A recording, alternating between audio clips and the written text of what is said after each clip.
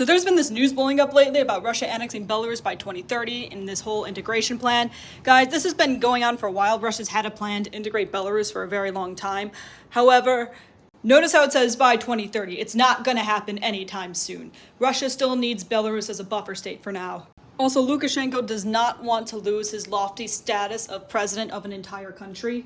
So we definitely will not just go peacefully into Putin's hands. I bet he's going to write this off as Western propaganda.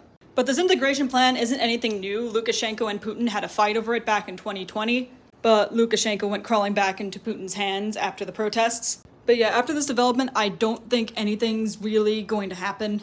Lukashenko's still probably not going to send any actual Belarusian troops because it's not smart to arm the people that don't like you. They'll probably just continue to let Russia use their land for firing missiles and for training grounds like usual. I'm going to continue doing these shorts. Please support me if you can. This is Sami Scott signing off.